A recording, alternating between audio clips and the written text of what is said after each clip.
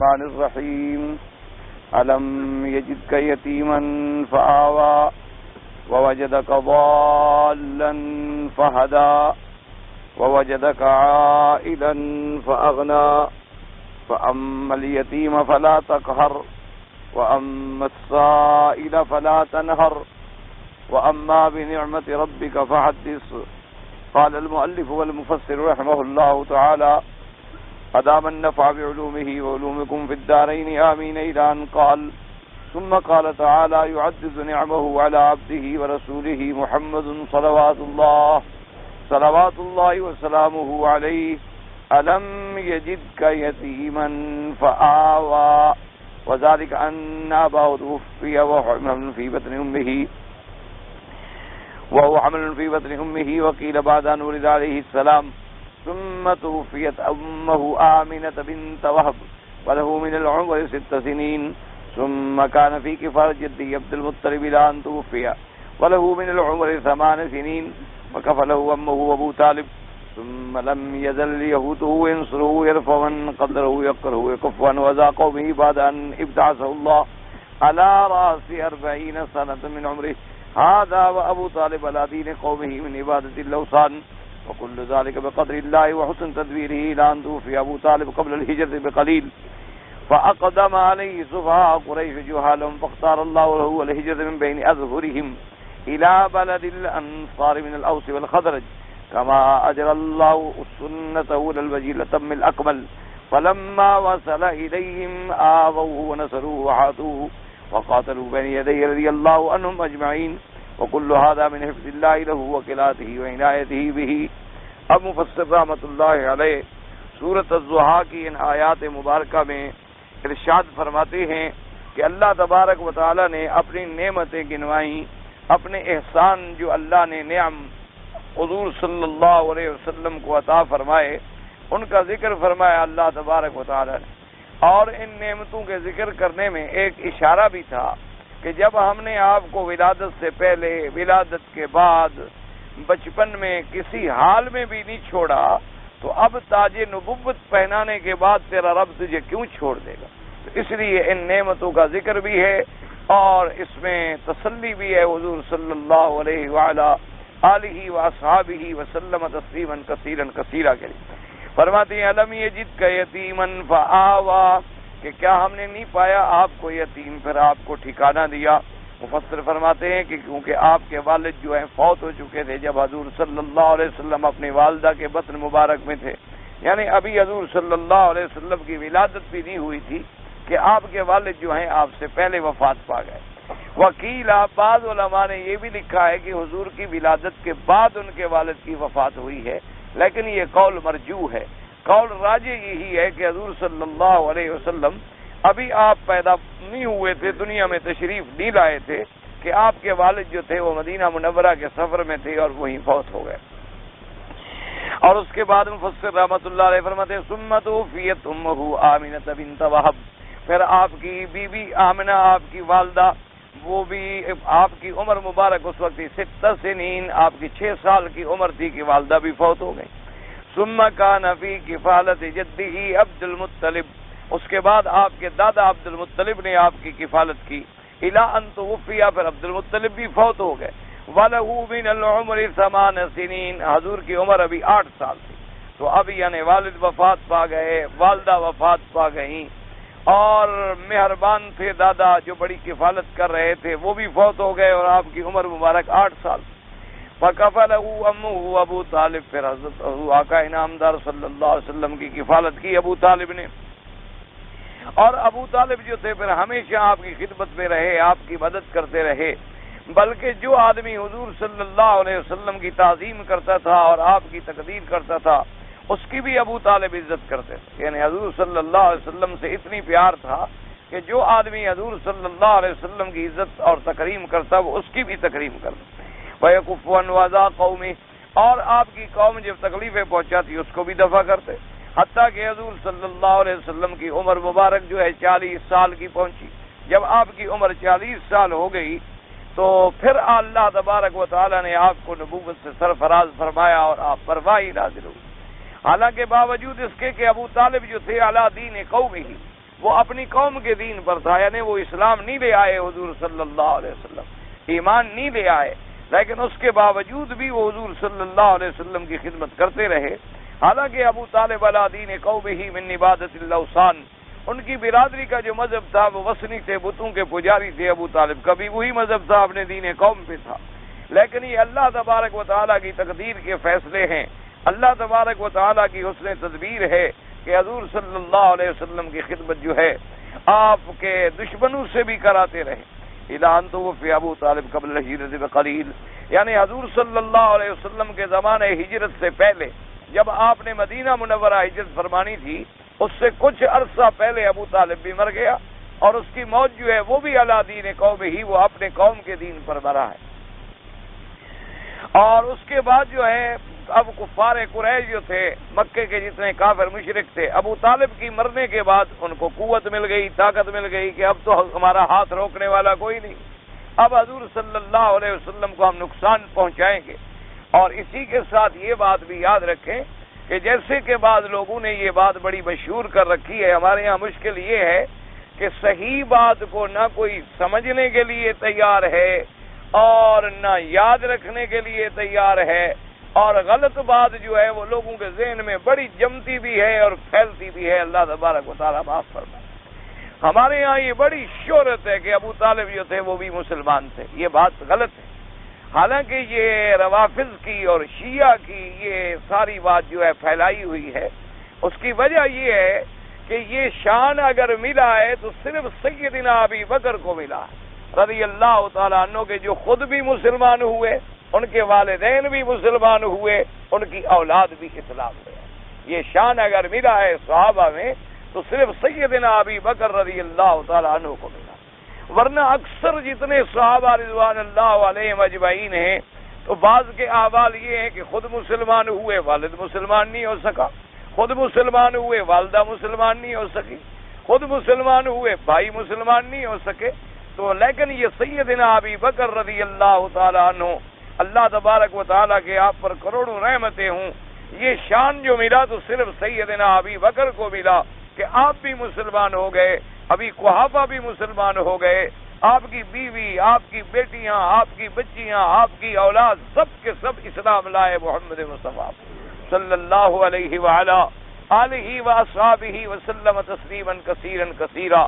تو بعض روافض اور شیعہ نے جب یہ دیکھا کہ بھئی یہ فضیلت تو سیدنا ابی بکر کو ملی ہے اور سیدنا علی کو نہیں ملی، تو انہوں نے کتابوں کے اندر یہ روایات درج کر دی کہ نہیں، ابو طالب بھی حضور صلی اللہ علیہ وسلم پر اسلام لائے تھے، اور ابو طالب جو ہیں وہ بھی مسلمان تھے، اس لیے تاکہ سیدنا ابی بکر رضی اللہ تعالیٰ عنہ کا مقابلہ کیا جا سکے۔ حالانکہ صحیح بخاری شریف کے اندر روایات موجود ہیں، اسی طرح سیاہ ستہ کے اندر صحیح روایات موجود ہیں کہ ابو طالب نے ساری زندگی غلامی کی ہے حضور صلی اللہ علیہ وسلم، آپ کی اعانت کی، آپ کی مدد کی، اور آپ کی اعانت میں یعنی پوری قوم کی مخالفت قبول کر لی۔ بلکہ حضور صلی اللہ علیہ وسلم کے ساتھ جب قریش مکہ نے مقاطعہ کیا اور آپ نے شیب ابی طالب میں 3 سال گویا ایک قید کی زندگی گزاری، تو ابی طالب بھی حضور کے ساتھ آ گئے۔ انہوں نے کہا کہ اگر تم حضور پاک سے مقاطعہ کرتے ہو تو جدھر میرا محمد مصطفیٰ جائے گا میں بھی ان کے ساتھ۔ اور اسی طرح جب بھی کبھی کفار قریش نے حضور صلی اللہ علیہ وسلم کو نقصان پہنچانے کا ارادہ کیا تو ابی طالب نے کھلے بندوں آ کے للکارا کہ اگر کسی قریش کے بچے نے حضور صلی اللہ علیہ وسلم کی طرف بری آنکھ سے بھی دیکھا تو میں ان کی آنکھیں نکال دوں گا۔ یہ علیحدہ بات ہے، یہ ساری بات ہے، لیکن ہدایت اور ایمان میرے اللہ کے ہاتھ میں ہے۔ تو اس لیے صحیح احادیث مبارک میں آتا ہے کہ جب ابی طالب کا آخری وقت آیا، موت کی گھڑی قریب آئی، حضور تشریف لے آئے تاکہ ان کو ہدایت کریں، اور آپ نے فرمایا کہ قل کلمۃ احاج بہا عند اللہ، کہ اے میرے چچا ایک دفعہ تم کلمہ پڑھ لو پھر میں اللہ سے منوا لوں گا تیرے لیے۔ لیکن ابی طالب نے کہا کہ انا علی ملت ابی، میں اپنے باپ دادے کے دین پر ہوں، میں ان کو نہیں چھوڑنا چاہتا۔ حضور صلی اللہ علیہ وسلم روتے ہوئے اٹھ گئے۔ حدیث پاک میں آتا ہے کہ حضور رو پڑے کہ میرا اتنا محسن چچا ہے لیکن اسلام نصیب نہیں ہو رہا۔ اللہ تبارک و تعالیٰ نے قرآن نازل فرما دیا، انک لا تہدی من احببت ولکن اللہ یہدی من یشاء۔ کہ میرے نبی ہدایت آپ کے ہاتھ میں نہیں ہے کہ جس کو آپ محبوب رکھیں اس کو ہدایت مل جائے. ہدایت میرے ہاتھ میں ہے، جس کو چاہوں میری مرضی ہے. میری مرضی آ جائے تو تیرے قریبی رشتہ دار ابی جہل ابی لہب کو جہنم کا سردار بنا ڈالوں، اور مرضی آئے تو بلال کو حبش سے بلا کر جنت کا سردار بنا دوں. تو یہ نظام اللہ کا ہے، اس لیے اپنے عقیدوں کو صاف رکھا کریں. ہمارے ہاں تو مشاکل آ گئے ہیں نا جی، کہ کتابوں میں اور روایات میں اور تقریروں میں اللہ تبارک و تعالی معاف فرمائے کہ جتنی فرق باطلہ گزرے ہیں، روافض ہیں، خوارج ہیں، جہمیہ ہیں، قدریہ ہیں، معتزلہ ہیں، اور ان کی پھر جھوٹی روایات جو ہیں وہ ہمارے بعض نادان دوست جو ہیں وہ بھی نقل کر لیتے. یعنی بعض لوگ تو اتنی آگے بڑھ گئے، نعوذ باللہ، فرعون کو بھی مسلمان کر دیا. اب انسان کس کس بات کا جھگڑا کرے؟ انہوں نے کہا کہ جی وہ بھی آخر میں ایمان لے آیا تھا فرعون، حالانکہ نص قطعی ہے. اللہ تبارک و تعالیٰ نے فرعون کے غرق کرنے کو آیا فرمایا، عبرہ فرمایا. اس کی لاش کو قیامت تک کے لیے عبرت بنا دیا گیا. اور اللہ تبارک و تعالیٰ کے قرآن مقدس کے اندر یہ بات واضح موجود ہے کہ اللہ نے فرمایا کہ ہم نے فرعون کو اور فرعون کے لشکر کو غرق کر دیا، اور فرمایا کہ صبح و شام ان کو جہنم پہ پیش کیا جاتا ہے، اور جب قیامت کا وقت آئے گا تو حکم ملے گا ادخلوا آل فرعون اشد العذاب، کہ اب ان کو قیامت کی اور جہنم کے سب سے زیادہ جو سخت ترین عذاب ہے اس میں داخل کر دیا جائے. تو لہذا اپنے مسلمانوں کا یہ فرض ہے کہ اپنے عقائد کو درست رکھیں، اپنے عقائد کی اصلاح کریں، کیونکہ ایک چھوٹی سی بات کہہ دینا کہ نہیں جی تو اس کا انجام کیا ہوگا کہ پھر بخاری جیسی کتاب جو اصح الکتاب بعد کتاب اللہ، جو اللہ کے قرآن کے بعد صحیح ترین کتاب ہے، اور تمام مفسرین جنہوں نے اس آیت کے نیچے انک لا تہدی من احببت ولکن اللہ یہدی من یشاء، تو ان تمام احادیث رسول کا انکار کرنا پڑے گا اور اللہ تبارک و تعالیٰ کے قرآن کا انکار کرنا پڑے گا. تو اس لیے عقیدہ ہمیشہ یہ صاف رکھیں کہ ہدایت اللہ کے ہاتھ میں ہے. باقی اللہ تبارک و تعالیٰ کسی سے خدمت لے لیں تو موسیٰ علیہ السلام کی خدمت بھی تو فرعون نے کی ہے. اللہ تبارک و تعالیٰ چاہیں تو فرعون سے بھی خدمت لے لیں. اللہ تبارک و تعالیٰ چاہیں تو سانپوں سے حفاظت کروا لیں. اللہ تبارک و تعالیٰ چاہیں تو جنگل کے درندوں کو تابع کر دے. اللہ تبارک و تعالیٰ چاہیں تو کافروں کو غلام بنا دے.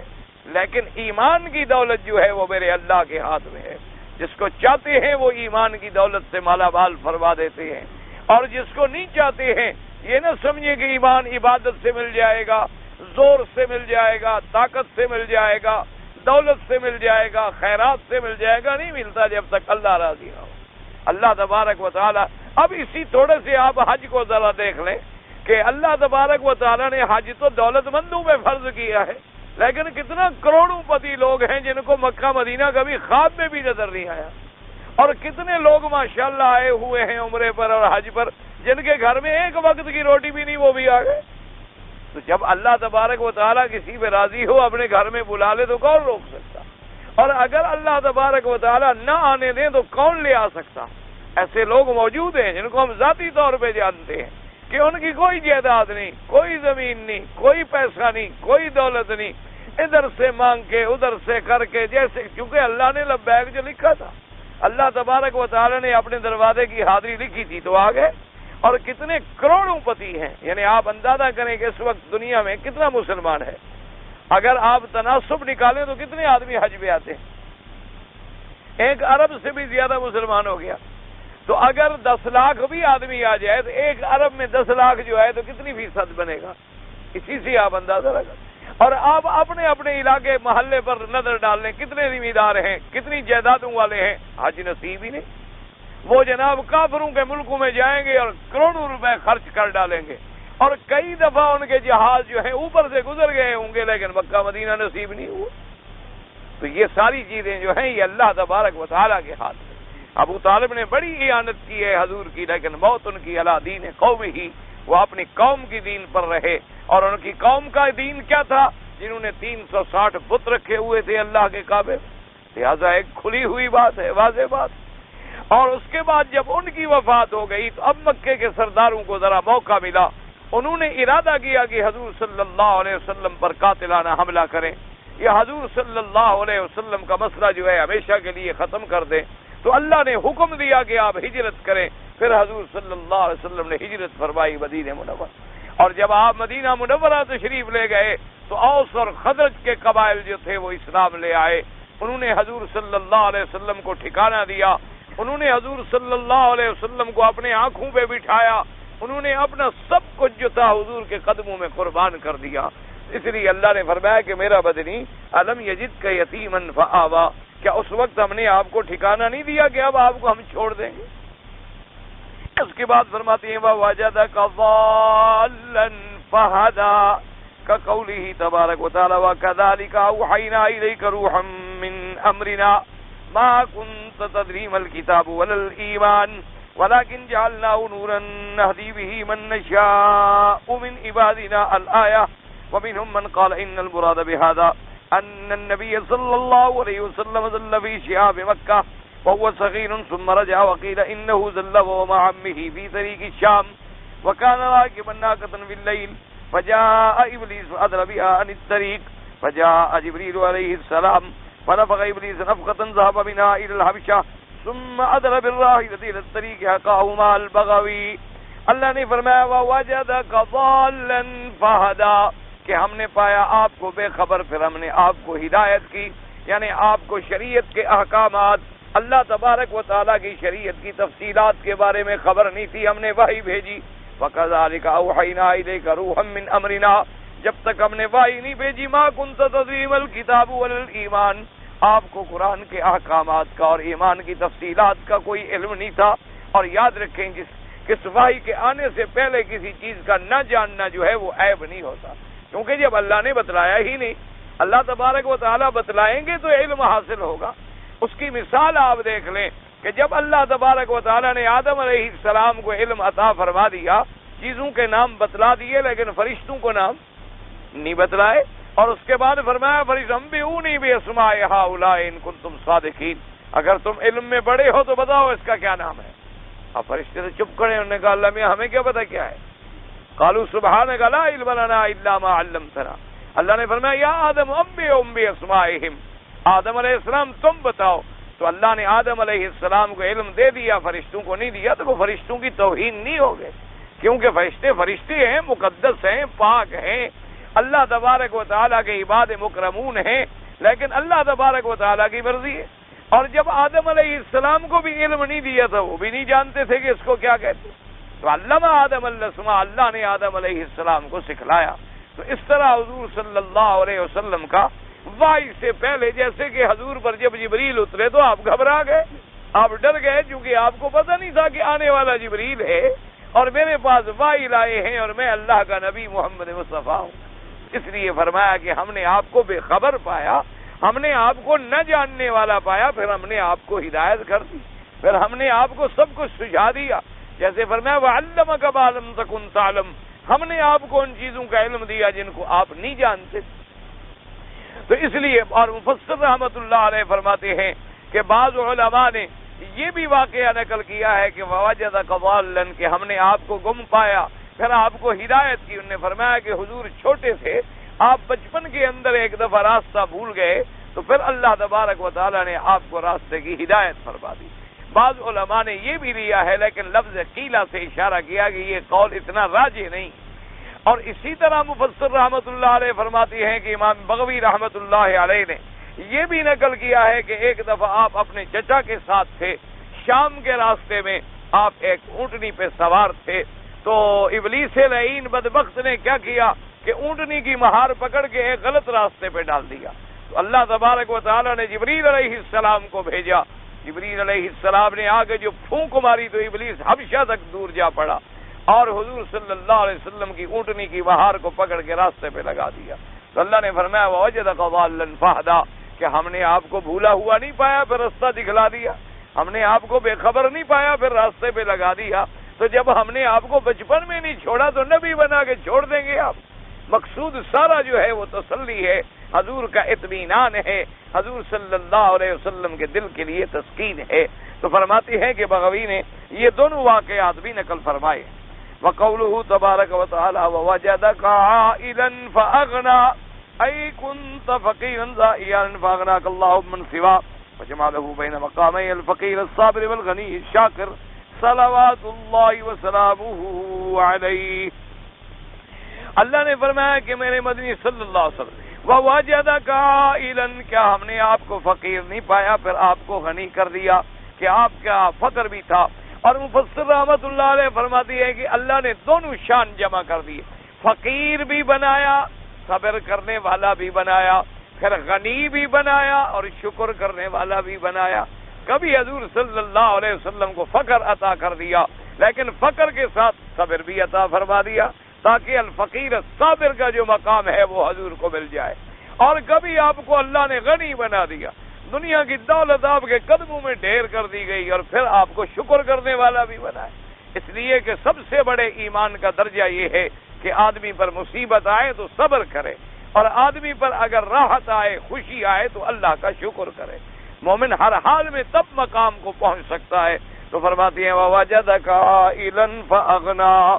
وقال قتادہ رحمہ اللہ تعالیٰ فی قولہ أَلَمْ يَجِدْكَ يَتِيمًا فَآوَىٰ وَوَجَدَكَ ضَالًّا فَهَدَىٰ وَوَجَدَكَ عَائِلًا فَأَغْنَىٰ. قال كانت هذه منازل رسول اللہ قبل ان يبعثه اللہ عز وجل. حضرت قتادہ رحمۃ اللہ علیہ فرماتی ہیں کہ یہ تینوں مراتب جو ہیں حضور کی نبوت سے پہلے کے بیان کیے گئے ہیں. رواہ ابن جریر و ابن ابی حاتم فی الصحیحین من طریق عبد الرزاق عن حمام بن حمام بن عبید قال هذا ما حدثنا ابو ہریرہ رضی اللہ تعالی عنہ قال قال رسول اللہ صلی اللہ علیہ وسلم ليس الغنى عن كثرة العرض ولكن الغنى غنى النفس. صحیح حدیث میں آتا ہے جس کو روایت کیا سیدنا ابی ہریرہ رضی اللہ تعالی عنہ نے کہ حضور پاک نے فرمایا کہ غنا کثرت مال سے نہیں ہوتا بلکہ غنا وہ ہوتا ہے آدمی دل کا غنی ہو. یہ نہیں ہوتا کہ جس کے پاس پیسے زیادہ ہوں وہ غنی ہے. غنی وہ ہوتا ہے جس کا دل غنی ہو. کتنے پیسے والے لوگ ہیں کروڑوں پتی ہیں روٹی کھانا بھی نصیب نہیں ہوتا. کتنے دولت مند ہیں بیچارے جناب ایسے پھرتے ہیں جیسے کوئی یتیم پھر رہا ہو بھیک مانگنے والا. اور کتنے بیچارے بظاہر فقیر ہوتے ہیں لیکن دل کھلا ہوا ہے، مہمان کھا رہے ہیں، دوستوں کو کھلا رہے ہیں اور اعلی سے اعلی لباس پہن رہے ہیں. یہ اللہ نے دیا ہے ٹھیک ہے، کوئی ہم نے قبر میں تھوڑا ساتھ لے جانا ہے. تو اس لیے اصل غنا جو ہے وہ دل کا غنا ہوتا کہ آدمی دل کا غنی ہو، اس کا دل بڑا ہو. یہ نہیں ہوتا کہ اس کے پاس مال زیادہ ہو، دولت زیادہ ہو، پیسے زیادہ ہو. ورنہ آپ نے دیکھا ہے کئی ایسے ہیں اللہ تبارک و تعالی رحمت فرمائے کہ بڑا پیسہ ہے، بڑی دولت ہے، لیکن جو باندھ کے آئے ہیں کوشش کریں گے کہ یہ کھلے نہیں. جب واپس جائیں تو پھر وہی جب گنیں گے تو نوٹ پورے ہونے چاہیے. اور جو بیچارے وہاں سے ایک کپڑا پہن کے آئے ہیں انشاءاللہ اسی میں جائیں گے، دھونا بھی نہیں ہے، خام کا کپڑا خراب ہو جائے اسی میں گندے کپڑے. حرم میں نماز پڑھیں گے پورے صف والے پریشان، پورے صف والے بدبو سے بیچارے کیا کریں. نہ تو لڑ سکتے ہیں، نہ کچھ کہہ سکتے ہیں، نہ ان کو کوئی ہدایت کر سکتے ہیں. ایسے بدبو کی لپٹیں آتی ہیں کہ لوگوں کی نماز برباد ہو جائے. حالانکہ چاہیے غریب ہے امیر ہے، اللہ نے آپ کے لیے پانی تو مفت رکھا ہے نا. آدمی کم از کم چاہے کتنا غریب کیوں نہ، غسل کرنے میں کیا تکلیف ہے، مسواک کرنے میں کیا تکلیف ہے، اپنے اسی بیلے کپڑے کو دھو ڈالنے میں کیا تکلیف ہے. ابھی خود حمام میں گئے وضو بھی کیا، کپڑا بھی دھو دیا، آتے تک خشک ہو گیا، تاکہ آدمی خود بھی آرام سے رہے، عزت سے رہے.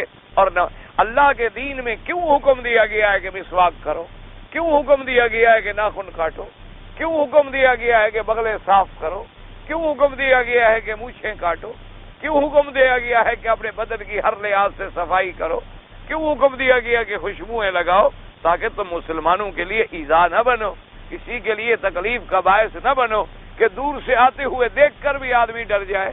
اور اللہ تبارک و تعالی اصل غنا جو ہے وہ دل کا غنا ہوتا ہے کہ آدمی دل کا غنی ہو.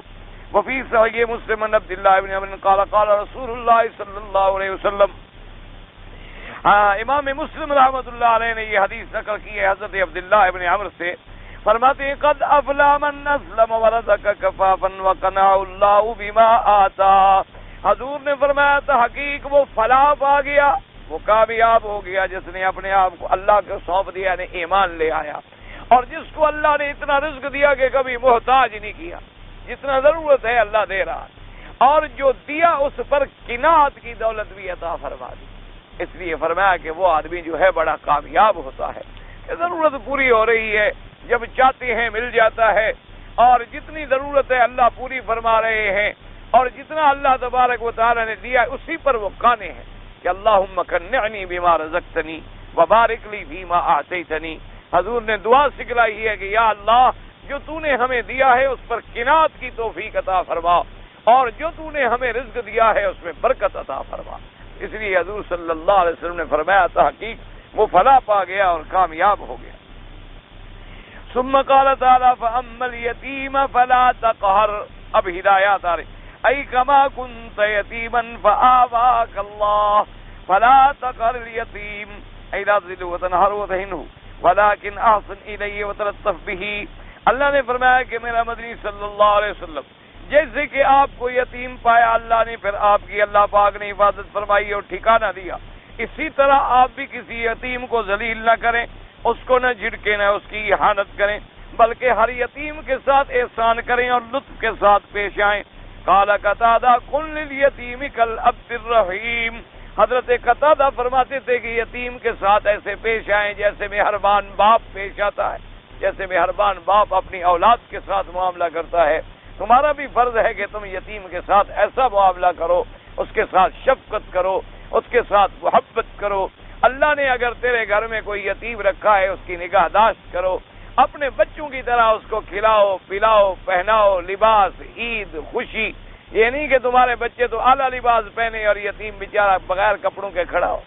یہ نہیں کہ تمہارے بچے تو رات کو بستر پہ آرام کرے اور یتیم تیرے گھر میں جھاڑو دیتا ہو۔ یہ نہیں کہ جب چاہا اسے ذلیل کر دیا۔ جب کسی یتیم کو جھڑکو تو ذرا غور کر لیا کرو کہ اصل یتیم تو محمد مصطفیٰ ہے صلی اللہ علیہ وعلا آلہ واصحابہ وسلم تسلیما کثیرا کثیرا۔ تو اس لیے فرمایا الم یجدک یتیما، حکم آ گیا اما الیتیم فلا تقہر واما السائل فلا تنہر، ای وکما کنت ضالا فہداک اللہ فلا تنہر السائل فی العلم المسترشد۔ اللہ نے فرمایا کہ جیسے آپ بے خبر تھے ہم نے وحی اتار کے آپ کو علم پڑھایا، آپ کے پاس بھی کوئی مسئلہ پوچھنے آئے تو آپ مہربانی فرمائیں، مہربانی سے جواب دیں، شفقت سے جواب دیں۔ اگر مجبور ہیں، وقت نہیں ہے تو معذرت کر لیں کہ بھائی اب ذرا وقت نہیں ہے، بعد میں تشریف لائیں، آرام سے بیٹھیں، آرام سے پوچھ لیں۔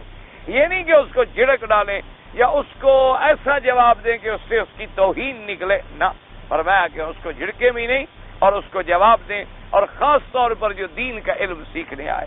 اور بعض علماء نے فرمایا کہ یہ بھی قول ہے کہ اگر کوئی مانگنے آئے تو پھر بھی کچھ نہ کچھ دے دیں، اس کو خالی نہ بھیجیں، اور اگر تمہارے گھر میں کچھ نہیں ہے تو پھر بھی محبت سے بتا دیں کہ بھائی اللہ سے دعا کرو، اللہ تمہیں بھی عطا فرمائے، اللہ ہمیں بھی عطا فرمائے، میرے پاس بھائی اتنی طاقت نہیں ہے۔ جیسے کہ حدیث پاک میں آیا، صحابہ نے حضور سے سوال کیا کہ حضور ہمیں آپ اونٹنیاں دیں، سامان دیں، ہم جنگ میں چلیں۔ حضور نے فرمایا میرے پاس تو نہیں ہے، اگر میرے پاس ہوتا تو میں تمہیں دے دیتا۔ اور اس کے بعد وہ بیچارے چلے گئے روتے ہوئے، پھر اللہ تبارک و تعالی نے رحمت کی اور مال بھیجا۔ اس لیے فرمایا وَأَمَّا السَّائِلَ فَلَا تَنْهَرْ، وقال ابن اسحاق رحمہ اللہ تعالی ای فلا تکن جبارا ولا متکبرا ولا فحاشا ولا فضا علی الضعفاء من عباد اللہ۔ اللہ نے فرمایا کہ کوئی مسکین آئے، کوئی سائل آئے، اس کے سامنے آپ جبار نہ بنے، آپ متکبر نہ بنے، آپ فحش بات کہنے والے نہ بنے، آپ سخت بات نہ کریں، بلکہ محبت اور پیار سے ان کے ساتھ معاملہ فرمائیں۔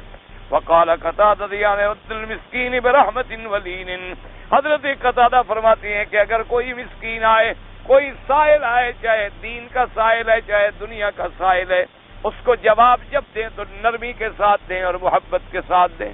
اس لیے حکم ہے کہ اگر کوئی سائل سوال کرے، حتیٰ کے بعد علماء نے لکھا جیسے کہ ایک حدیث مبارک میں آتا ہے کہ اس کے ہاتھ میں چاہے سونے کے کڑے بھی کیوں نہ ہوں لیکن سائل ہے، سائل بن کے آیا ہے تو کچھ ہے تم دے دو۔ اسی طرح آتا ہے کہ چاہے وہ گھوڑے پر سوار ہے، حالانکہ گھوڑا تو قیمتی چیز ہوتی ہے نا، تو تم کو دیکھو یار یہ خام خواہ 4000 کے گھوڑے پہ بیٹھے ہوئے اور مانگ رہا ہے 2 روپے، فرمایا نہیں، یہ سوال اگر وہ غلط سوال کر رہا ہے قیامت میں خود خدا کو جواب دو، لیکن تم اسے سائل سمجھو۔ جب ایک آدمی سائل بن کر اپنے چہرے کو ذلیل کر کے تیرے سامنے آیا ہے تو تم اور بے عزتی نہ کرو، کیونکہ سوال کرنا جو ہے سب سے بڑی ذلت ہے۔ دعا کرو کہ اللہ بندوں سے سوال سے بچائے۔ دل سے دعا کریں اللہ اپنے دروازے کا سائل بنائے، اللہ کسی بندے کے آگے سوال نہ کروائے. کیونکہ بعض لوگوں نے ایک مثال لکھی ہے، انہوں نے کہا کہ جب آدمی کسی سے بھیک مانگتا ہے نا، انہوں نے کہا کہ دو میں سے یا تو دونوں کا منہ کالا ہو جاتا ہے، ورنہ ایک کا تو ضرور ہوتا ہے کہ یا تو مثلاً یہ ہے کہ اگلے کے پاس تھا اور اس نے نہیں دیا، لہذا دونوں برابر ہو گئے، یا اس نے دے دیا تو مانگنے والے کا تو ہو گیا نا، کہ اس نے تو اپنے آپ کو سوال کیا کہ جو چہرہ اللہ نے بنایا تھا کہ میرے آگے جھکے وہ غیروں کے آگے جا کے جھکا دیا، اس سے بڑی ذلت کیا ہو سکتی ہے؟ اب آپ دعا مانگتے ہیں تو ہاتھ کس کے آگے پھیلاتے ہیں؟ تو جب یہی ہاتھ بندے کے آگے پھیلائے کہ جی مجھے 1 روپیہ دے دو، اور ماشاءاللہ اب تو اللہ پاک رحمت فرمائے ایسے فنکار ہو گئے ہیں، ایسے کہانیاں اللہ کے کعبے میں کھڑے ہو کے بیان کر، جی میری جیب کٹ گئی، میرا پاسپورٹ کٹ گیا، میری ٹکٹ کٹ گئی، کوئی آئے گا جناب ایکسیڈنٹ ہو گیا، میرے بچے مر گئے، کسی کا باپ مر گیا، کسی کا دادا مر گیا، اور وہ 10 سال سے ہم دیکھ رہے ہیں وہی دادا مر بھی رہا ہے، پھر زندہ بھی ہو رہا ہے، پھر بچے بھی آ رہے ہیں، پھر جا رہے ہیں، انا للہ و انا الیہ راجعون. اور بعض لوگ جو زیادہ سمجھدار ہیں انہوں نے کوئی مسجد کوئی مدرسہ شروع کر دیا، بس ساری زندگی ان کی اپنی کوٹھیاں بن گئی ہیں، مسجد نہیں بنی. انا للہ و انا الیہ راجعون. یعنی اللہ پاک معاف فرمائے، میں نے تو ابھی سفر کیا نا آپ کے ملک میں، تو سڑک پر دیکھ کے خدا جانتا ہے، میں اللہ کے کعبے میں بیٹھا ہوں، پتہ نہیں خدا ان کو قیامت میں تو مرضی ہے کہ یعنی علم کو رسوا کر دیا ہے، دین کو رسوا کر دیا ہے، علماء کو ذلیل کر دیا ہے کہ ایک ایک سڑک پہ بچہ جھنڈیاں لے کے کھڑا ہے ذلیل بھیک مانگنے کہ جی یہ مدرسہ ہے اور یہ مسجد ہے اور یہ بچے پڑھ رہے. یعنی پوری دنیا میں علماء کی ذلت کا انتظام کر دیا ہے کہ جو بندہ گزرے گا وہ سمجھے گا مولوی بھیک مانگنے کے لیے پیدا ہوا. انا للہ و انا الیہ راجعون. کہیں موڑ ہے، کہیں راستہ ہے، کہیں کوئی راستہ خراب ہے، گاڑی ایسا ہونے والی ہے، جھنڈیاں لے کے کھڑے، جھنڈیاں لے کے 1 روپیہ دے دو، 2 روپیہ دے دو، گاڑیوں میں چل رہے ہیں، بسوں میں چل رہے ہیں، اور جناب جھوٹ ہے، نہ مدرسہ ہے نہ مسجد ہے. ایک حافظ بٹھا دیا کوئی پکڑ کے 100-200 روپے والا، 4-5 بچے آ گئے. اور بعض لڑکوں سے میں نے خود پوچھا، انہوں نے کہا ہمیں کمیشن ملتا ہے، شام تک جتنا ملے گا ہمارا پرسنٹیج مقرر. ہم تو مولوی ہوتے ہیں نا، کیڑے نکالتے ہیں نا، ڈھونڈتے ہیں نا اندر سے. مولوی کو مرض ہوتی ہے نا، کتاب پڑھتا ہے نا، دیکھے گا شرح میں کیا لکھا ہے، ادھر کیا لکھا ہے، حاشیے میں کیا لکھا ہے، فلاں عالم نے اس پر کیا لکھا ہے، فلاں بزرگ نے اس پر کیا لکھا ہے. تو اس جستجو کی ایک عادت ہوتی. میں نے کئی دفعہ گاڑی روکی اور بچوں کو بلایا، پیار کیا، ہاتھ شاتھ پھیرا، انہوں نے کہا یار کتنے پیسے شیسے ہو جاتے ہیں، میں بھی تمہاری برادری کا آدمی ہوں. مجھے تو سیدھا حال سنا. انہوں نے کہا جی ہم تو کمیشن کے لیے کھڑے، شام تک اتنے ملیں گے، اتنے استاد کے، اتنے ہمارے. اور کئی نعوذ باللہ گاڑیوں کے نیچے مر گئے. ان کے قتل کا قیامت میں کون جواب دے گا؟ انا للہ و انا الیہ راجعون. آپ اندازہ کریں کہ بھائی کیا اللہ نے ہمارے دل میں لگایا نا کہ دین پڑھاؤ، ٹھیک ہے. مجھے یاد ہے والد صاحب رحمۃ اللہ علیہ اسی جگہ پڑھاتے تھے، بیٹھے تھے، ایک آدمی نے پتہ نہیں 10,000 یا زیادہ تھے یا تھوڑے تھے، خدا جانے، میں نے نہیں گنے. انہوں نے آ کر، مجھے یاد ہے آج تک 100 کے نوٹ تھے اور تقریباً اتنے تھے، 10 یا 20 کے قریب ہوں گے دیے. فرمایا کیا ہے بھائی؟ انہوں نے کہا حضرت یہ زکوٰۃ کے پیسے ہیں. فرمایا الحمدللہ میں ذمہ دار ہوں، زکوٰۃ مجھ پہ حرام ہے، میں زکوٰۃ نہیں دیتا. انہوں نے کہا حضرت مجھے پتہ ہے آپ ذمہ دار ہیں، آپ زکوٰۃ نہیں لیتے، آپ یہ غریبوں کو تقسیم کر دیں، طلباء کو تقسیم کر دیں، آپ کے پاس بڑا حلقہ ہے پڑھنے والا، آپ جانتے ہیں فلاں غریب ہے، فلاں غریب ہے، فلاں غریب ہے. ہم تو مسافر ہیں، ہمیں تو پتہ نہیں ہوتا نا کون مستحق ہے کون مستحق نہیں ہے. والد صاحب بلوچ آدمی تھے، انہوں نے جناب ایسے اس کے پیسے پکڑے، یوں پھینکے سڑک پر وہاں جا پڑے. انہوں نے کہا یہ سارے حرم میں تمہیں میں نوکر ملا ہوں کہ تیرے پیسے بانٹتا پھروں حرم میں. اور بدبخت آدمی، اللہ نے زکوٰۃ تجھ پہ فرض کی ہے، تم اندھے ہو، جا کے خود تقسیم کر، میں تمہارا نوکر ہوں. اسی لیے میں یہاں بیٹھا ہوں کہ تم آ کے مجھے پیسے دو اور میں تیرے پیسے اٹھا کے تقسیم کرتا پھروں، تمہاری جان چھوٹ گئی، قیامت میں پکڑا جاؤں. اور میں سارے حرم میں ایک گندا آدمی تجھے میں ملا ہوں، تم مجھے پیسے دینے کے لیے آ گئے ہو ذلیل آدمی، لے جاؤ اپنے پیسے. علماء کا تو یہ کردار ہوتا تھا، یہ بات ہوتی تھی کہ کیا ہے دولت ہے کیا. اور پھر ساری زندگی تو ہم لوگوں کو تقریر کرتے ہیں کہ دینے والا خدا ہے اور نفع نقصان کا مالک خدا ہے، توحید اور شام کو چندے مانگ رہے ہیں، بھیک مانگ رہے ہیں۔ وہاں توحید کا سبق کہاں چلا جاتا ہے؟ وہاں ہمارا علم کہاں چلا جاتا ہے؟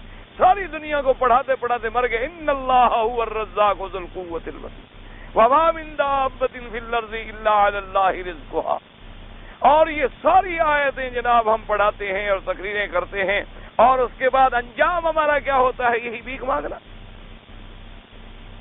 اس لیے دعا کریں کہ اللہ اپنے دروازے کا سائل بنا دے۔ ہمارا تو ایمان ہے کہ جب وہ راضی ہوتا ہے دولت قدموں میں آ کے زبردستی پڑتی، آدمی ٹھوکریں مارتا ہے، لوگ منت کرتے ہیں کہ لے لو خدا کے لیے، صرف شرط یہ ہے کہ وہ ذرا امتحان ہوتا ہے، تھوڑا سا رگڑا شگڑا لگتا ہے نا۔ آخر آپ ایک مٹی کا برتن خریدتے ہیں، آپ بھی کتنے دفعہ اس کو ٹھوکتے ہیں کہ پکا ہے کہ نہیں؟ اللہ بھی تو پھر اپنے بندے کو ذرا آزماتا ہے نا، کبھی بھوک دیتا ہے، کبھی بیماری دیتا ہے، کبھی پریشانی دیتا ہے، کبھی تکلیف دیتا ہے، کبھی جناب کچھ رگڑے شگڑے آ جاتے ہیں، لیکن پھر ذرا پکے رہ جاؤ، امتحان سے گزر جاؤ، تو پھر سارے خزانے اسی کے ہاتھ میں۔ للہ خزائن السماوات والارض، آسمانوں اور زمینوں کے خزائن کا مالک اللہ ہے۔ ہمیں تو اپنے اکابر نے، والدین نے یہ سکھلایا، الحمدللہ۔ فرماتے تھے کبھی طالب زیادہ ہوں تو خوش نہ ہونا، کبھی طالب تھوڑے ہوں تو کبھی غم نہ کرنا، اور کبھی طالبوں سے دوستی نہ رکھنا، اللہ کے لیے پڑھاؤ اور چلے جاؤ، السلام علیکم فی امان اللہ، بس۔ یہ نہیں کہ ان سے برادری گانٹو، کیوں؟ جب قریب آؤ گے تو انسان ہو، تمہیں اس کے عیب نظر آئیں گے، انہیں تمہارے عیب نظر آئیں گے، نتیجہ یہ نکلے گا کہ دونوں علم سے محروم ہو جاؤ۔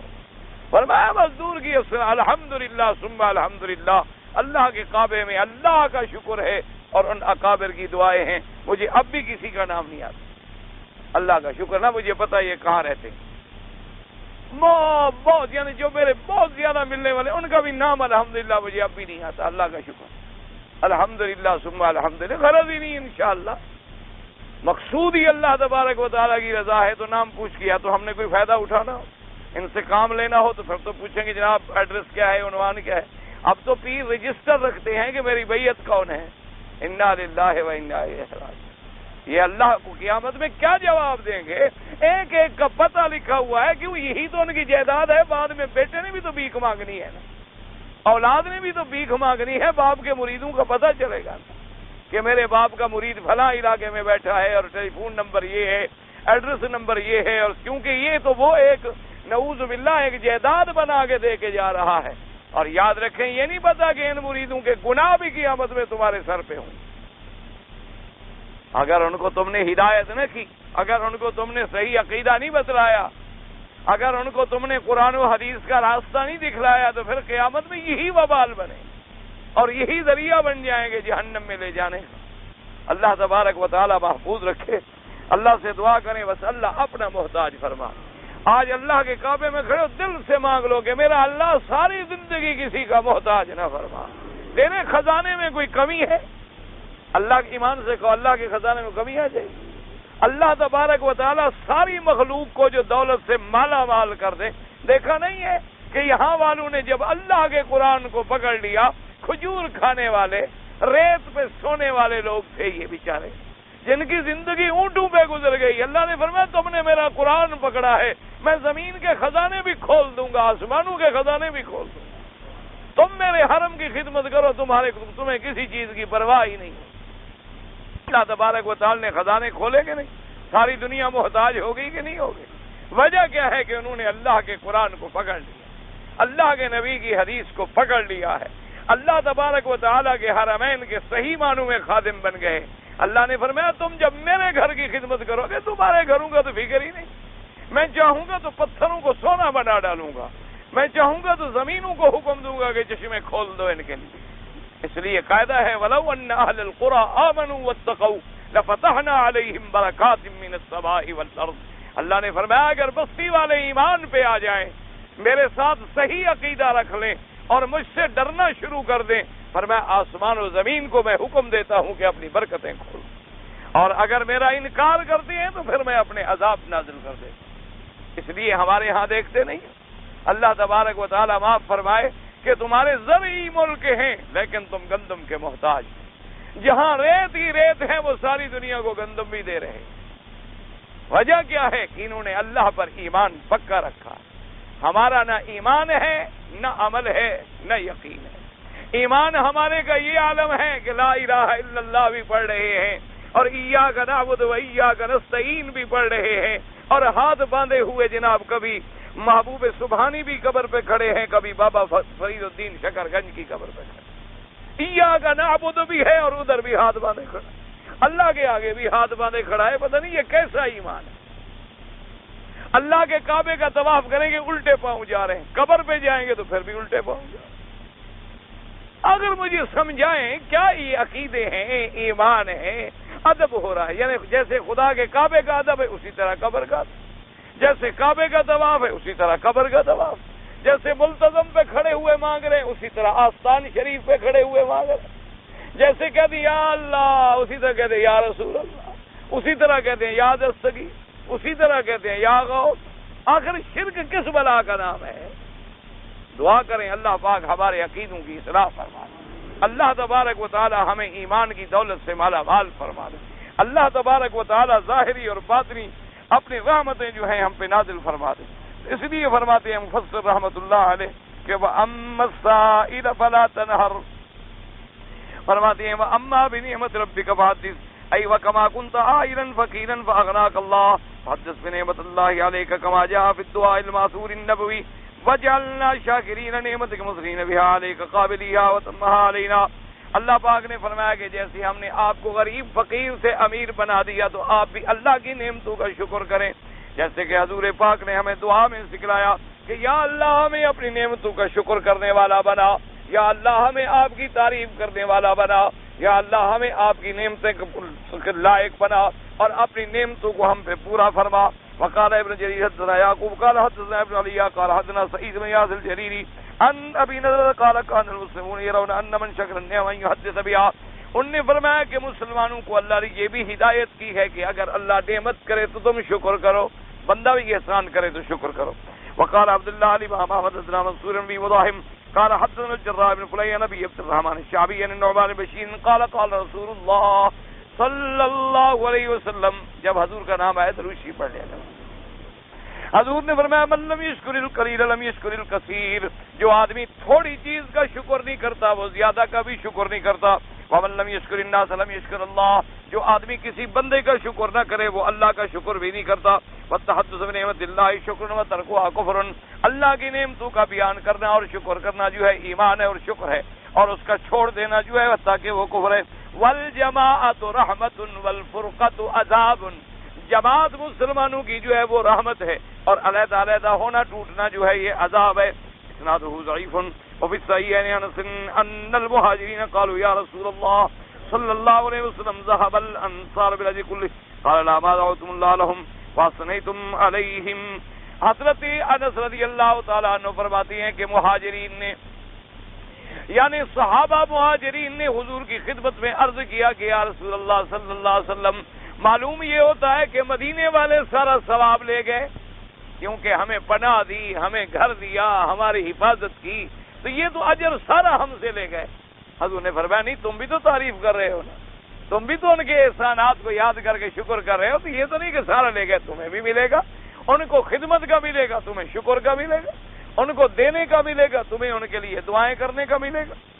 اس لیے فرمایا کہ تم وقال ابو داؤد حدثنا مسلم ابراہیم قال حدثنا ابي مسلم محمد بن زياد عن ابي هريره عن النبي صلى الله عليه وسلم قال لا يشكر الله من لا يشكر الناس, جو بندوں کا شکر نہیں کرتا وہ اللہ کا بھی شکر نہیں کرتا. ورواه الترمذي عن احمد بن محمد المبارك نبي مسلم وقال صحيح. وقال ابو داؤد حدثنا عبد الله بن جبر قال حدثنا جرير عن الاعمش عن ابي سفيان عن جابر عن النبي صلى الله عليه وسلم قال من بلا بلا ان فذكر وقد شكر ومن كتم وقد كفر. جس آدمی پر اللہ نے کوئی امتحان ڈالا اس نے اس کو بھی یاد کیا تو گویا اللہ کا شکر کیا کہ بھی یہ بھی اللہ کا امتحان ہے, اور جس نے چھپایا اور تو اس نے گویا کہ اللہ تبارک و تعالیٰ کی ناشکری کی. تفرد به ابو داؤد. وقال ابو داؤد حدثنا مسدد قال حدثنا بشر قال حدثنا عمارة بن غزية قال حدثني رجل من قومي عن جابر بن عبد الله قال قال رسول الله من اعطى عطاء فوجد فليجد به فإن لم يجد فليثن به ومن أثنى به فقد شكر ومن كتم وقد كفر. اگر کوئی آدمی آپ کو دے, آپ کو کوئی آدمی آ کر چیز دیتا ہے تو تمہارے پاس بھی ہو تو تم بدلا دو. یعنی اگر کوئی تمہیں ہدیہ دے، تمہیں آ کر کوئی چیز محبت سے دیتا ہے تو یہ بھی حکم ہے کہ ایک دوسرے کو ہدیہ دیا کرو، محبت بڑھے. تو تم لے لو، پھر تم بھی ہدیے کا بدلہ دو جتنی اللہ تمہیں توفیق دے. اور اگر تمہارے پاس بدلہ دینے کی طاقت نہیں ہے تو کم از کم اس کی تعریف کرو کہ فلاں آدمی نے جناب میرے لیے یہ لے آیا، میرے لیے یہ لے آیا، میرے ساتھ محبت کی، میرے ساتھ خدمت کی، یہ کیا. اگر ایسا نہیں کرے گا تو گویا اس نے بھی ناشکری کی. وقال ابو داؤد رواه يحيى بن ايوب عن معاذ بن غزي عن شرابي عن جابر قال يوم لم يسموه تفرد به ابو داؤد وقال مجاهد يعني النبوة الذي اعطاك ربك في هذا القرآن. اللہ نے فرمایا واما بنعمت ربك فحدث. بعض علماء نے فرمایا نعمت سے مراد نبوت ہے. اللہ نے فرمایا جو ہم نے آپ کو نبوت دی ہے تو اب آپ لوگوں کو بیان کریں اور پڑھائیں اور سکھائیں. وَأَمَّا بِنِعْمَةِ رَبِّكَ فَحَدِّثْ قَالَ مَا عَمِلْتَ مِنْ خَيْرٍ فَحَدِّثْ إِخْوَانَكَ. کہ اگر تم نے کوئی اچھا کام کیا ہے تو لوگوں کو بتاؤ، ریا کی نیت سے نہیں، لیکن لوگوں کو بتاؤ تاکہ لوگوں کو بھی شوق ہو کہ بھی میں نے یار فلاں جگہ پر غریب تھے، وہاں میں نے ایسے مسجد بنا دی، مدرسہ بنا دیا، تاکہ تم بھی بناؤ. تو یہ کرنا جو ہے یہ بھی بیان ہے. وقال محمد بن اسحاق ما جاءك من الله من نعمة وكرامة من النبوة فحدث بها واذكرها وادعو إليها. وقال فجعل رسول الله يذكر ما آدم الله إليه من النبوة سرا إلى من يطمئن إليه من أهله وافترض عليه الصلاة والسلام. اللہ تبارک و تعالیٰ نے بعض مفسرین نے فرمایا مراد یہ ہے کہ اللہ نے آپ کو نبوت دی، آپ کو رسالت دی، آپ پر وحی بھیجا تو آپ دنیا کو دین کی تعلیم دیں، توحید کا سبق دیں، دنیا کو اعمال صالحہ کے لیے بلائیں. حضور صلی اللہ علیہ وسلم فرماتے تھے پھر اللہ نے نماز کا حکم دے دیا کہ نماز پڑھو. یہ بھی اللہ کا شکر ادا ہو رہا ہے کہ اللہ کے دروازے پہ آدمی جو ہے سجدہ ریز ہو رہا ہے. دعا کریں اللہ ہمیں اپنے شکر کی توفیق دے.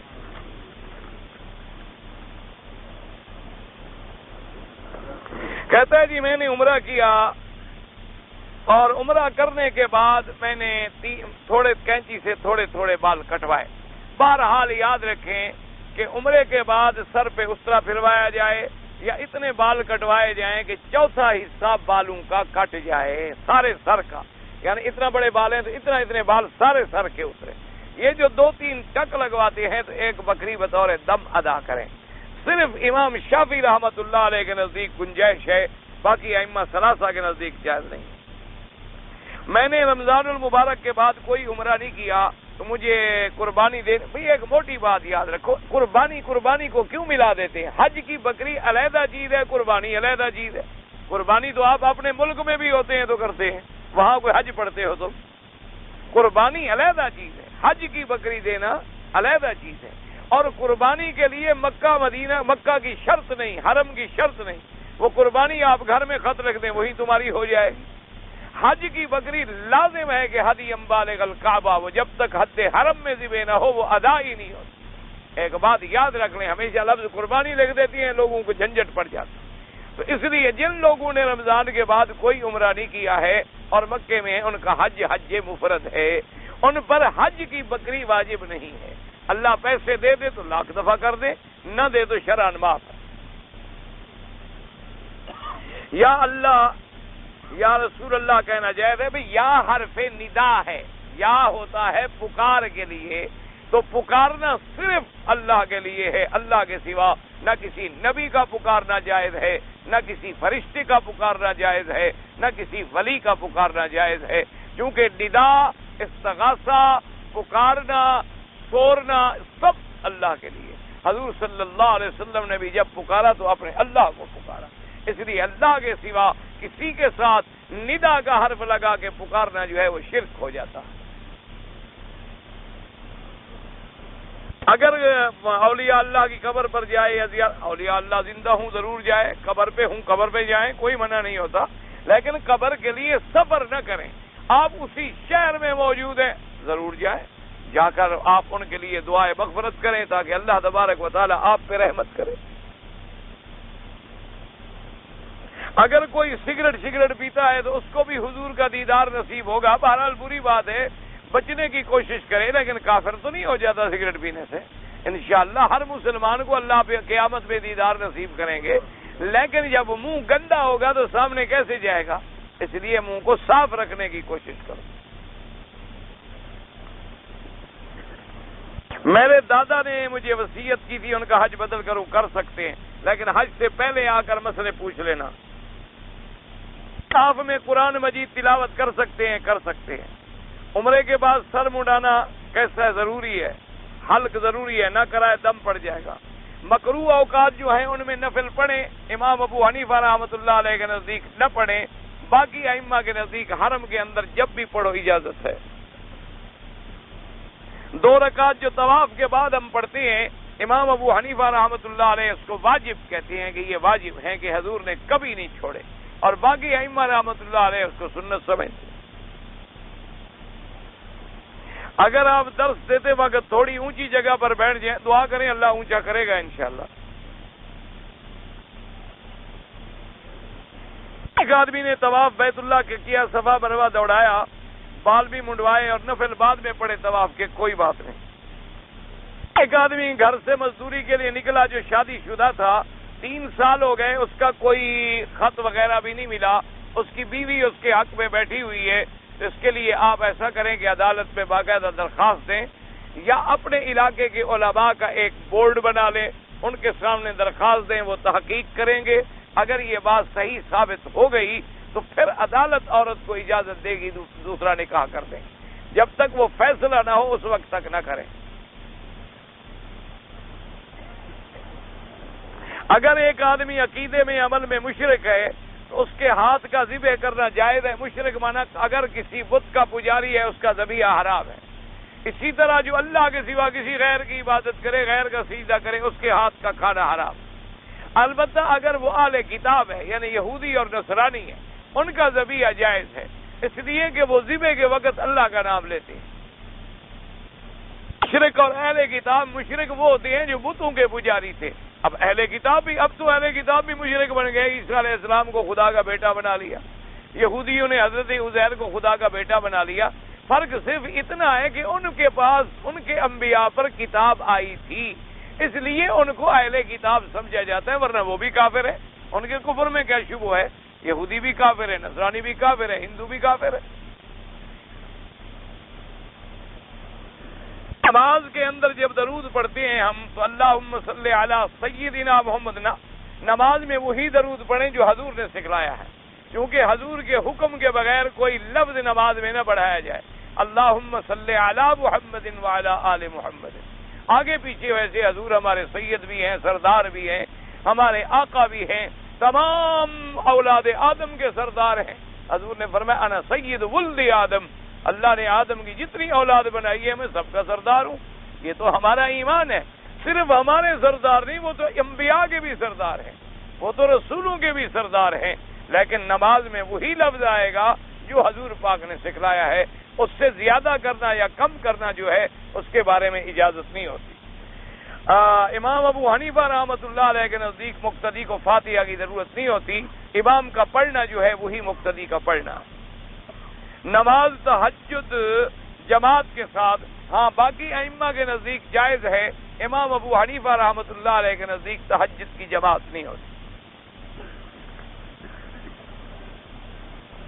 اگر یتیم بچے کو علم کی وجہ سے مارا جائے، ٹھیک ہے، علم کی وجہ سے تو اللہ بھی جانتے ہیں نا، ادب سکھلانا ہے، علم سکھلانا ہے تو نیت اللہ جانتا ہے۔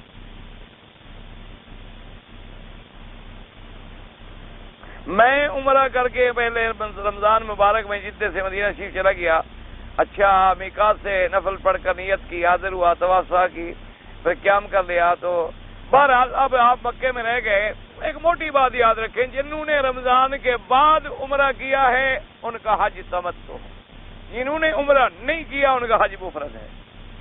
میرے والد سے فوت ہو گئے، جتنے بھی فوت ہو گئے اللہ مغفرت کرے۔ ایک عورت بیوہ ہو گئی ہے، وہ اس وقت شادی کے بھی قابل ہیں، اس کا والد بھی زندہ ہے، بھائی بھی ہے، لڑکا بھی، اس کو نکاح کی کون ہدایت؟ تم جو کر رہے ہو، تم کافی ہو، تم جو ہدایت کر رہے ہو کافی، کون ہدایت؟ سارے ہدایت کرو، بیوہ عورت کو نہیں بیٹھنا چاہیے، اگر جوان ہے بیوہ عورت کو فوراً نکاح کرنا چاہیے۔ حتیٰ کہ صحابہ رضوان اللہ علیہم کے زمانے میں تو یہ ہوتا تھا کہ جب عدت گزرتی تھی فوراً وہ خطبے کے لیے تیار ہو جاتی۔ ہمارے ہاں مصیبت یہ ہے، ہم گناہ پہ راضی ہیں، حلال پہ راضی ہیں، ہمارے ہاں مشکل یہ ہے۔ ایک عورت بیٹھی رہے، گناہ کرتی رہے، منہ کالا کرتی رہے، یہ بڑی خاندانی عورت ہے جی، خاوند کے مرنے کے بعد بیٹھ گئی ہے، یہ پتہ نہیں کہ بیٹھ کے کیا منہ کالا کر رہی ہے، لیکن اگر نکاح کر لے گا جی بڑی خبیث عورت ہے، ابھی خاوند مرا دوسری شادی کر لے، انا للہ و انا الیہ راجعون، فوراً اس کو کہنا چاہیے، باپ بھی کہے، بھائی بھی کہے، بیٹا بھی کہے، سب ہدایت کریں کہ وہ فوراً نکاح کرے۔ حضور کے روضہ مبارک پر کھڑے ہو کر السلام علیک یا رسول اللہ کہنا شرک نہیں ہے۔ فرق تو تمہیں خود سمجھ آ گیا روضے پہ کھڑے ہو کے اور باہر کھڑے ہو کے کرنے کا۔ 10 ذی الحجہ کو جمرۃ العقبہ کی رمی کے بعد، ہاں جن لوگوں نے مثلا حج مفرد ہے وہ کنکری مار کے سر منڈا دیں گے، ختم ہوگی بات۔ طواف اور صفا 11 کو کر دے بالکل۔ اگر اس کے ذمے قربانی ہے تو امام ابو حنیفہ رحمۃ اللہ علیہ کے نزدیک ترتیب واجب ہے کہ پہلے کنکری مارے، پھر قربانی کرے، پھر سر منڈائے۔ ان کے نزدیک ترتیب واجب ہے، وہ کہتے ہیں ترتیب توڑے گا تو ایک بکری دم دے گا، اور باقی ائمہ کے نزدیک ترتیب ضروری نہیں ہے، آگے پیچھے ہو جائے کوئی حرج نہیں۔ زمزم کا پانی چائے بنائیں، بالکل بنائیں، کوئی بات نہیں۔ حجر اسود کو بوسہ دینا ٹھیک ہے یا نہ؟ کیونکہ اگر خوشبو لگی ہوئی ہو، احرام باندھا ہوا ہو تو دور سے بس اشارہ کر دیں۔ حجر اسود کے علاوہ بیت اللہ کو چومنا جائز ہے؟ نہیں جائز ہے۔ خواب میں مردے کو دیکھتی ہوں تو آپ استغفار کریں اور رات کو سونے کے وقت آیت الکرسی، سورۃ فاتحہ اور آخری صورتیں پڑھ لیا کریں۔ کسی سمندر میں، تالاب میں غسل کرنا، بہرحال اس کا علاج بھی وہی ہے کہ استغفار کریں اور گناہوں سے بچنے کی کوشش کریں۔ کیوں نہیں سمجھ؟ فجر عصر کے نماز کے علاوہ باقی تینوں نمازوں کے پیش امام اپنے محراب سنتیں پڑھ کر پھر منہ پھیر کر، کچھ پتہ نہیں، مجھے مسئلہ سمجھ نہیں آیا۔ ہاں آپ کے ملک میں یعنی وہ کہتا ہے کہ جب نماز ختم ہو جاتی ہے تو امام مل کے دعا کراتے ہیں، یہ حدیث میں ثابت نہیں۔ حضور صلی اللہ علیہ وسلم دعا کرتے تھے لیکن ہاتھ نہیں اٹھاتے تھے، اس طرح رواج نہیں تھا جیسے ہمارے یہاں۔ حضور دعا کرتے تھے اللہم انت السلام ومنک السلام وادخلنا دار السلام بالسلام، اللهم لا مانع لما اعطيت ولا معطي لما منعت ولا راد لما قضيت ولا ينفع ذا الجد منك الجد رب اعني الى ذكرك وشكرك وحسن عبادتك، لیکن ہاتھ نہیں اٹھاتے۔ 4 یا 5 یا 7 تاریخ کو طواف کے ساتھ صفا کر لینا، صفا واپس آ کے کریں طواف زیارت کے ساتھ۔ اگر طواف زیارت کرنے کے لیے آئیں اور حرم میں نماز کا ٹائم ضرور پڑھیں، یہ تھوڑا ہے کہ طواف زیارت کرنے اور نماز چھوڑ دو۔ اللہ کے بندے، جو نماز حرم میں ہو رہی ہے نماز پڑھیں بالکل۔ حضرت آدم کی پیٹھ سے بی بی حوا کو پیٹھ سے نہیں، بائیں پسلی سے نکالا گیا۔ اگر میں شوال میں مدینہ پاک جاؤں، واپسی پہ عمرہ ضروری ہے۔ شوال میں عمرہ کرو گے تو حج تمتع ہوگا۔ میں نے رمضان میں طواف کیا، صفا سے فارغ ہو گیا اور اس کے بعد نماز کا وقت ہو گیا، میں نے نماز پڑھی، پھر میں نے عطر لگا لیا بھول کر، تو اگر آپ نے عطر اسی وقت دھو ڈالا یا جب خیال آیا دھو ڈالا تو پھر تو کچھ بھی نہیں ہے۔ اور اگر آپ نے ابداً نہیں دھویا ہے اور ایک عضو کو لگ گیا تھا تو پھر ایک بکری دم دینی پڑے گی، تھوڑا تھا تو کوئی صدقہ خیرات کر دیں۔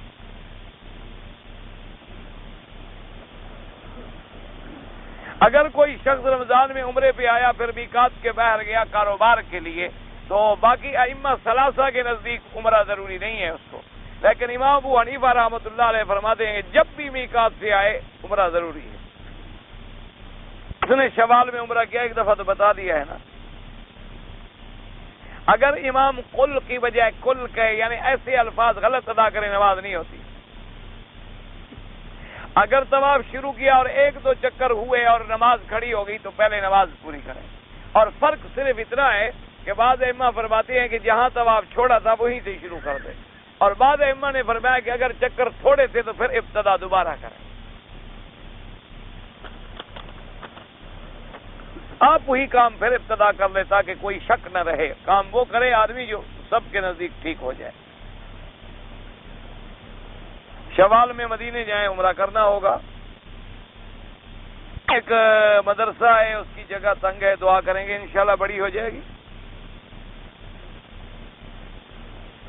ایئرپورٹ پہنچے، پتہ نہیں کیا کرے، اب پڑھنے میں 2 گھنٹے مجھے لگ جاتے ہیں نا۔ طواف کیا، ٹیکسی چل پڑی، احرام وغیرہ ٹیکسی میں چلا گیا، دکان نہ تھی، بغیر احرام آ گیا، پھر مسجد چھوٹا، بس ایک بکری دم ادا کرو، باقی سب بہانہ ہے۔ اگر عصر کے بعد تو یہ مسئلہ میں نے پہلے بتا دیا ہے، ولی اللہ کی زیارت کریں، بالکل کریں، ان کے لیے دعا کریں مغفرت کی، بالکل ضرور کریں۔ اولیاء اللہ کے ہم غلام ہیں۔ ہم نے زمین بیچی تو مسجد کی زمین نہیں بیچی، انہوں نے مسجد توڑ ڈالی، اللہ ہدایت دے بھائی، اب ہم یہاں بیٹھ کے دعا ہی کر سکتے ہیں۔ مرنے کے بعد، دفن کے بعد جو اذان کہتے ہیں وہ بدعت ہے۔ کبوتر گھر میں رکھنا جائز ہے، کیوں رکھنا جائز ہے؟ یہ جو کبوتر اڑاتے ہیں اور کھلاتے ہیں اور پیسے لگا، سب ناجائز ہے۔ میری والدہ نے 7 سال انتظار کی اور اپنی برادری میں کسی نے نکاح نہیں کیا، تو اس نے غیر برادری میں نکاح اچھا کیا، اس نے، اللہ تبارک و تعالیٰ اس کو ثواب دے گا۔ داڑھی کو کالا خضاب نہ لگائیں، مہندی ملا کر لگائیں تو جائز ہے۔ یہ وہی سوال ہے پہلا صاحب۔ ایک آدمی نوکری کرتا ہے، اس کو 4 ماہ بعد گھر جانا چاہیے، نوکری کرتا ہے 4 ماہ بعد گھر جانا چاہیے، کوئی ایسی بات نہیں، مجبوری ہے تو سال بھی نہ جائے، نکاح شکا نہیں ٹوٹتا، لیکن بہرحال اپنی عورتوں کے حق بھی ادا کیا کریں۔ میں نے مدینے انڈیا سے جدہ آیا، احرام نہیں باندھا تھا، ٹیکسی والے کو کہا وادی فاطمہ جانا ہے، تو آپ کی نیت وادی فاطمہ تھی تو کوئی دم نہیں ہے، چاہے وہ مکے میں آ کر بھی لے جائے پھر بھی دم نہیں ہے، نیت ہی وادی فاطمہ ہے، مکہ تو آپ کی نیت ہی نہیں تھی۔ احرام اتار دیا، پھر سر مڈا لیا، کوئی حرج نہیں، بچ گیا۔ بعض لوگ جوتے پہن کے طواف کرتے ہیں، کوئی حرج نہیں، اگر جوتا پاک ہو تو کوئی حرج نہیں۔ ہمارے کچھ لوگ ہیں جو حرم مکہ میں اور مدینہ میں نماز نہیں پڑھتے ہیں، تو جن کو اللہ مکے مدینے سے محروم کر دے، ان کی قسمت کا خود اندازہ لگا لیں، اسی سے اندازہ لگا لیں، کیونکہ اللہ کا حکم ہے کہ مشرک مکے میں نہیں آئے گا، وہ چوری آ بھی جائے پھر بھی نماز نصیب نہیں ہوتی، یہ تو اللہ کا فیصلہ ہے۔ اگر راستے میں کچھ ریال مل جائیں تو استعمال کر لوں، غریب ہو تو کرو، نہیں تو خیرات کر دو۔ ایک آدمی نے بھول کے صابن سے منہ دھو لیا، پھر کپڑے سے منہ صاف کر لیا، بچ گیا، کچھ نہیں ہوتا۔ سرما لگانا سنت ہے، بالکل سنت ہے، حضور ہمیشہ سرما لگاتے تھے۔ 8 ذی الحجہ سے پہلے بھی نہ جائیں، کوئی حرج نہیں، جائز ہے۔ لوگ عمرے کے لیے حج کریں گے، انشاءاللہ حج اللہ سب کا قبول کرے گا، کیوں نہیں قبول کرے گا۔ نماز عشاء کے وتر سے پہلے 2 نفل ہیں، بعد میں نفل تو نفل ہے، پڑھے گا ثواب ہے، نہیں پڑھے گا تو کوئی گناہ نہیں۔